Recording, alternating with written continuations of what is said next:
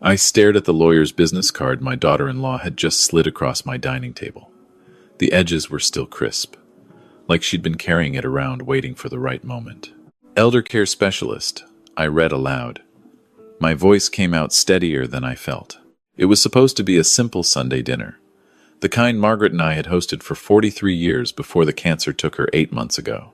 But nothing felt simple anymore, especially not with Amber sitting across from me, her perfectly manicured nails drumming against my oak table. "Dad, we're just thinking about your future," my son Derek said, not quite meeting my eyes.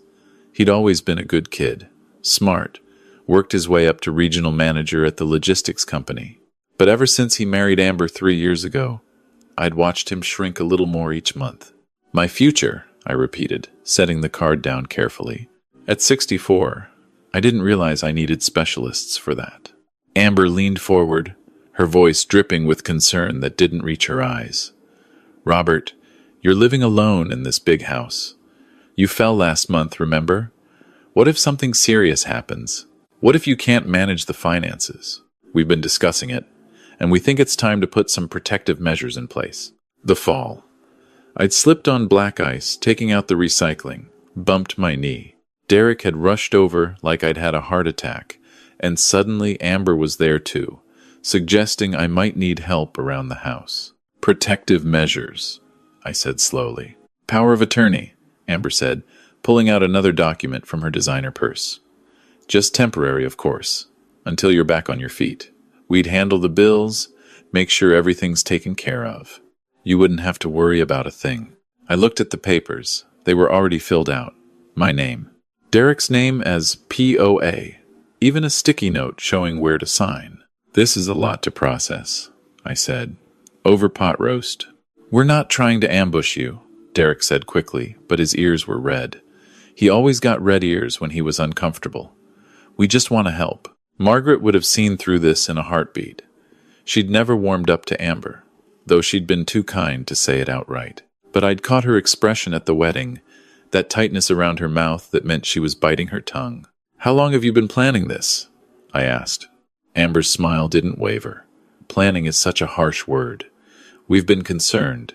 Your neighbor Mrs. Patterson mentioned you forgot to bring in your trash cans twice last month." "I was at a woodworking class," I said flatly.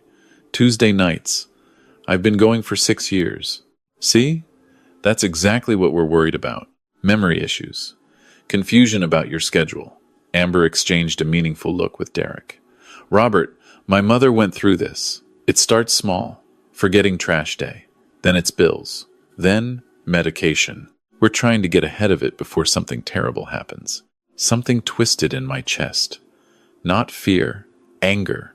The slow-burning kind that builds when you realize someone thinks you're too stupid to notice what they're doing. "Your mother had Alzheimer's," I said quietly. "I don't." "Not yet," Amber said. "But early intervention is key. That's what the specialists say." I looked at my son, really looked at him. He was staring at his plate, pushing pot roast around like he used to do when he was 8 and didn't want to eat his vegetables. "Derek, look at me." He did, finally. There was shame there, buried under the anxiety. "Do you really think I can't manage my own life?" "Dad, He glanced at Amber. "We just don't want you to struggle. After Mom died, you seemed so lost." Lost. I'd been grieving. "There's a difference. I appreciate your concern," I said, and I meant it, at least for Derek's part. "But I'm not ready to hand over my financial independence. I'm 64, not 94. I still work 3 days a week at the hardware store because I want to, not because I have to. I manage my own bills. I cook my own meals. I'm handling it. Are you, though?" Amber's voice sharpened. "Because Derek told me about the credit card bill you forgot to pay last month." My jaw tightened. I was traveling. For Margaret's sister's funeral in Ohio. I paid it the day I got back. With a $15 late fee.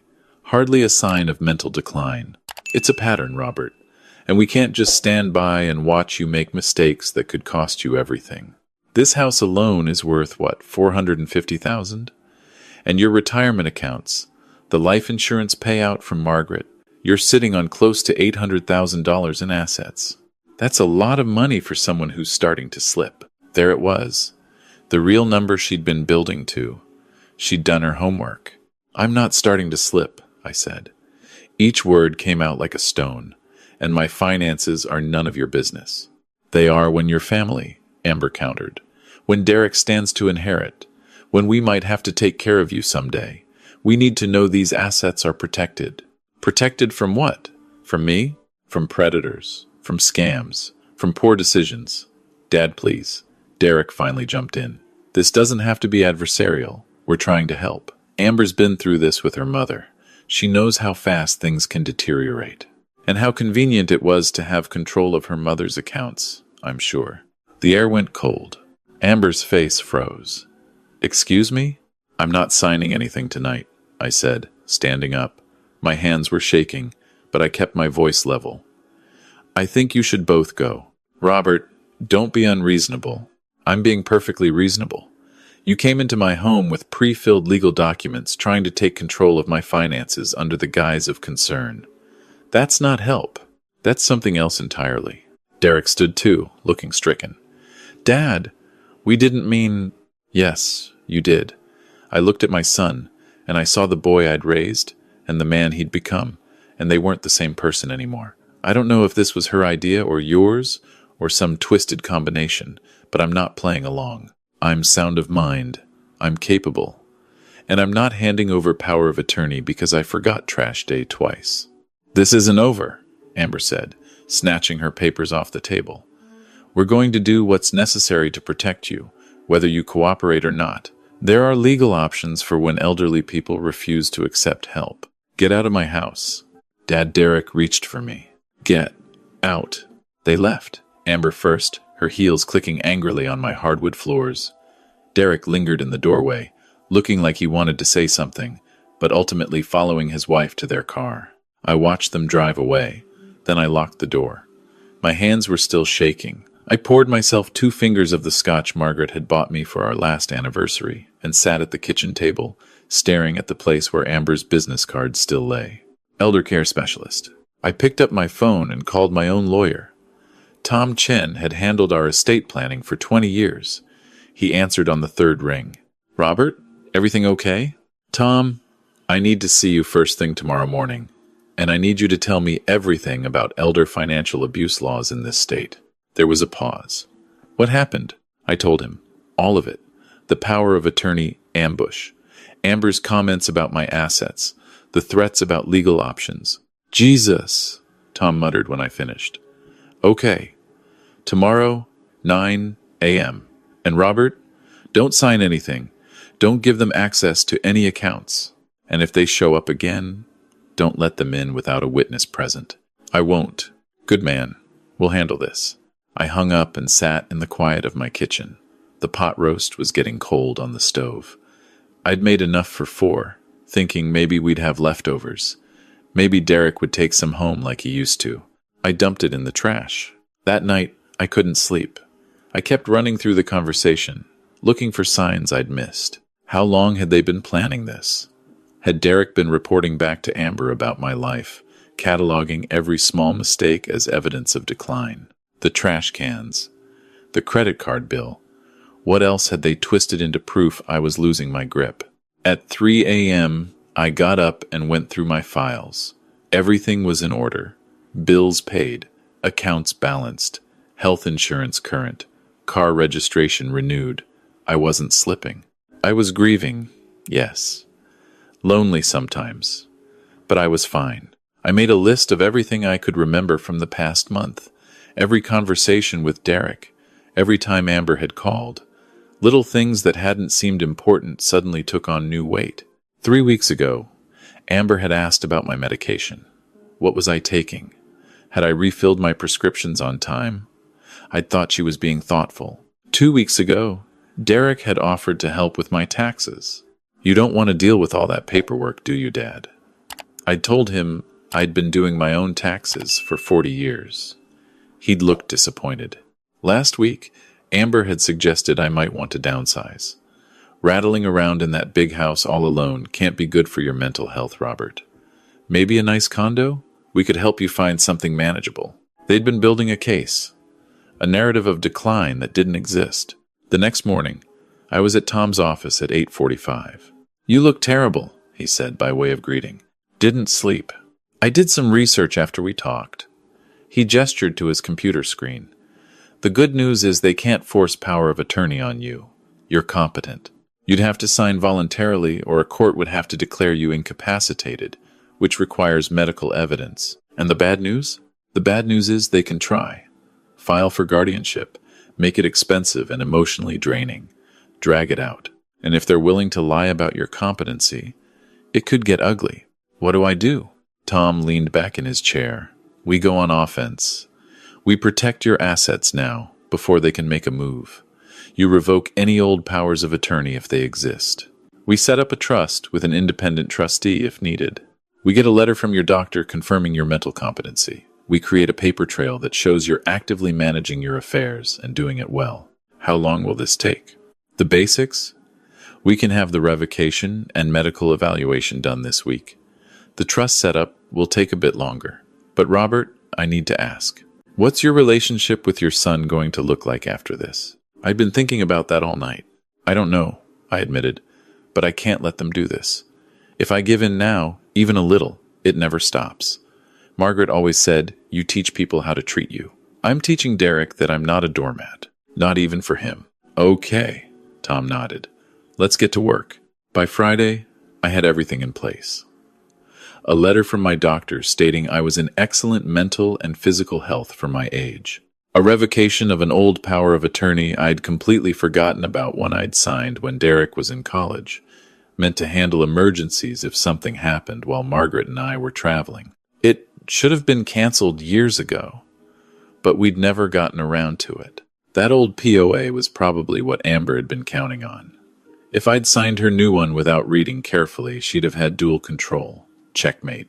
Tom also helped me set up a consultation with a geriatric care manager, an independent professional who could assess my living situation and provide documentation that I was managing well on my own. It felt ridiculous, but Tom insisted we needed to overwhelm any potential court challenge with evidence. Think of it like this, Tom said. You're building a fortress. Every piece of paper, every professional assessment, every documented bill payment, it's another wall they have to break through, and they won't be able to. Derek called on Saturday. Dad, can we talk? About what? About Sunday. About what happened. Amber thinks maybe we came on too strong. Amber thinks that, does she? Silence. Then, she's worried about you. We both are. Derek, I'm going to ask you something, and I want you to really think about your answer. Whose idea was the power of attorney? More silence. It was mutual, he said finally. Bullshit. Dad, whose idea was it? Amber suggested it, but I agreed. I do worry about you.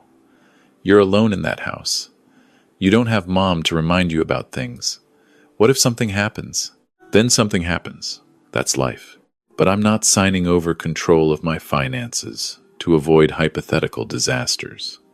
And I'm certainly not doing it because your wife has decided I'm too old to manage my own affairs. It's not like that. Then, what's it like? Explain it to me. He couldn't, or wouldn't.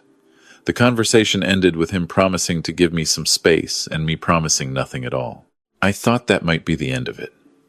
I was wrong. 2 weeks later, I got a call from Mrs. Patterson, my neighbor. Robert, there was a woman here asking questions about you. My stomach dropped. What kind of questions? About your routine, whether you seemed confused, if you'd had any falls. She said she was conducting a wellness check for family services. Family services? I told her you were sharp as a tack and to mind her own business. But Robert, I thought you should know. She had a clipboard and everything. Looked official. I called Tom immediately. They're building a case, he said grimly. Gathering statements from neighbors. They're going to try for guardianship. Can they do that? They can try. It won't succeed. Not with our documentation. But they can make your life hell in the process. Robert, I think it's time to have a come-to, Jesus meeting with your son. Make it clear that if they pursue this, you'll fight back. And you'll win. But the relationship will be destroyed in the process. I didn't want that. Despite everything, Derek was still my son. But I also couldn't live under siege, waiting for the next attack on my autonomy. I invited Derek to lunch. Just him, at a diner halfway between our houses, neutral ground. He looked tired when he arrived. Thinner than I remembered. "Thanks for meeting me," I said.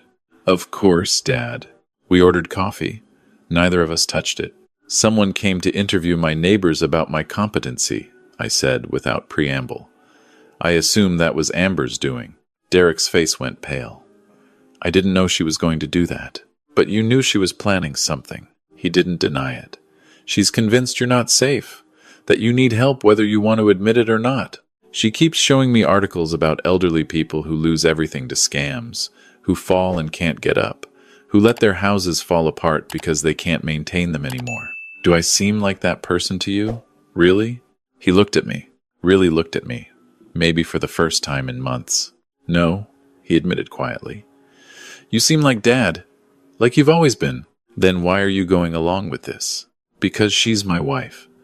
Because she says she knows the warning signs and I don't. Because I'm scared of losing you the way we lost Mom, and I don't trust myself to see it coming." His voice cracked. "I miss her so much, Dad. And I can't lose you too." There it was. The real fear underneath all of Amber's manipulation. Derek was terrified, and Amber had weaponized that terror for her own purposes. "Son, I miss her too. Every single day. But giving Amber control of my life isn't going to keep me alive. It's just going to make me a prisoner in my own life. She says she's trying to protect our inheritance. That you might get scammed or make bad investments, or... Is that what this is really about? The money? No, I don't think so. I don't know anymore." He put his head in his hands. Everything got so confusing. Amber's mother lost everything before she died. The facility took it all. And Amber's terrified the same thing will happen to you, and there won't be anything left. And she wants to make sure she gets her hands on it first. Derek flinched. "That's not fair." "Isn't it? Derek, I've set up a trust. Everything is protected and planned for. When I die, you'll inherit according to the will your mother and I made together. But while I'm alive, I control my own assets. That's non-negotiable. Amber won't like that. I don't care what Amber likes. I care about you. You're my son, and I love you. But I will not be bullied into giving up my autonomy. If she files for guardianship, I'll fight it, and I'll win. But our relationship won't survive it. You need to choose. Choose between your wife's paranoia and your father's reality. I'm not incompetent. I'm not declining. I'm a 64-year-old man living his life. If Amber can't accept that, then I can't have you both in my life. It's too dangerous." He sat there for a long time, coffee getting cold, staring at his hands. "I need to think," he said finally. "Okay. I love you, Dad. I love you too, son." We parted in the parking lot. I watched him drive away and wondered if that would be the last real conversation we'd ever have. 3 days later, Amber called me directly. "We need to talk," she said. "I don't think we do. Robert, I'm trying to save your relationship with your son. He's torn up about this. You're putting him in an impossible position." "No, you're putting him in an impossible position. I'm just refusing to be your victim." "Victim?" Her laugh was sharp. "You're being paranoid. We're trying to help you. By interviewing my neighbors behind my back? By trying to build a case for incompetency? That's help? That's due diligence. If you were thinking clearly, you'd understand that. I'm thinking perfectly clearly. Clear enough to know that you saw a vulnerable widower with assets and decided to make your move. How much of your mother's money did you manage to get before she died, Amber?" The silence was arctic. "Fuck you," she said finally. "Stay away from me. Stay away from my neighbors, and tell Derek he's welcome in my life, but you're not. Not anymore." I hung up. My hands were shaking again, but this time with adrenaline, not fear. The next 2 weeks were quiet. Too quiet. Then Tom called. "They filed," he said. My heart sank. "Guardianship?" "Yep. Petition for emergency guardianship claiming you're a danger to yourself. They've got a statement from some doctor I've never heard of saying you exhibit signs of cognitive decline." "What doctor?" "I've only seen Dr. Ramirez, and he gave me a clean bill of health. Some gerontologist named Feldman. Ever heard of him? Never. He claims he did a remote assessment based on information provided by concerned family members. It's bullshit, but we have to respond. Hearings in 2 weeks. What do I need to do? Show up healthy, coherent, and well documented. Bring your medical records. Bring your financial records. Hell, bring your grocery receipts if you've got them. We're going to bury them in evidence that you're fine. I spent those 2 weeks gathering everything. Bills I'd paid, correspondence I'd handled, records of my volunteer work at the community center, photos from my woodworking class showing the intricate chess set I'd been making. My instructor wrote a letter stating I was one of his most skilled and focused students. Dr. Ramirez was furious when I told him about Dr. Feldman's assessment. That's not even legal, he sputtered. You can't diagnose someone you've never examined. I'll write a rebuttal. I'll testify if needed. This is ridiculous. Even Mrs. Patterson wrote a statement. Bless her. Robert Hendricks is sharp, capable, and a better neighbor than most people half his age. Anyone who says otherwise is either lying or stupid. The day of the hearing arrived. I wore my best suit, the one I'd worn to Margaret's funeral. It felt appropriate somehow. Another ending. Derek was there with Amber. He wouldn't look at me. The judge was a woman in her 50s named Martinez. She looked tired and skeptical as she reviewed the petition. Mr. Hendricks, do you understand why we're here today? Yes, Your Honor. My daughter-in-law believes I'm incompetent to manage my own affairs. I strongly disagree. I've reviewed the petition and the responding documents.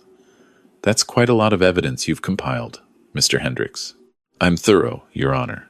She almost smiled. So I see. Let's start with Dr. Feldman's assessment. Counselor, can you explain how your expert conducted an evaluation without ever meeting the alleged incapacitated person? Amber's lawyer, a slick-looking guy in an expensive suit, stood up. Dr. Feldman conducted a comprehensive review based on detailed reports from family members, neighbor observations, and documented incidents of concerning behavior, such as failure to maintain the property, missed bill payments, confusion about daily schedules, inappropriate financial decisions. Your Honor, Tom stood. We have documentation refuting every single one of those claims. Property inspection reports showing the home in excellent condition. Bank statements showing every bill paid on time, with one exception 8 months ago during a family emergency, corrected immediately. Letters from the community center where Mr. Hendricks volunteers every Tuesday, the same day his daughter-in-law claims he forgot was his woodworking class. Judge Martinez turned to me. Mr. Hendricks, why do you think your family filed this petition? I'd been dreading this question, but I'd promised myself I'd tell the truth. Your Honor, I believe my daughter-in-law is concerned about my financial assets and wants control of them. My son has been manipulated into thinking this is about my welfare, but the timing 8 months after my wife's death, when I received a substantial life insurance payout, suggests otherwise. That's a serious accusation. I don't make it lightly, but they attempted to get me to sign power of attorney documents under false pretenses. When I refused, they began interviewing neighbors and building a case for incompetency. I'm 64 years old, Your Honor. I work part-time because I enjoy it. I maintain my home. I manage my finances. I'm grieving my wife, but I'm not impaired. She looked at Derek. Mr. Hendricks, the younger, do you want to respond? Derek stood slowly. He looked miserable. I just want my dad to be safe, he said quietly. Is he unsafe now? Derek opened his mouth, closed it, looked at Amber, then back at the judge. I don't know anymore, he whispered. Judge Martinez sighed. I've reviewed Dr. Ramirez's evaluation. I've reviewed Mr. Hendricks's financial records, his property inspection, and multiple character witnesses. I've also noted that Dr. Feldman's remote assessment is not just questionable, but potentially unethical. Unless petitioners have additional evidence beyond speculation and hearsay, I'm inclined to dismiss this petition. Your Honor, Amber's lawyer stood again. My clients are willing to accept a supervised evaluation by a court-appointed neutral psychiatrist if the court has concerns about Dr. Feldman's methodology. Your clients can accept whatever they want, Judge Martinez said dryly. But Mr. Hendricks doesn't have to submit to evaluation by anyone unless I find probable cause to believe he's impaired. And I don't. Petition dismissed. The gavel came down. I felt my knees go weak with relief. However, Judge Martinez continued, looking directly at Amber and Derek. I want to be very clear.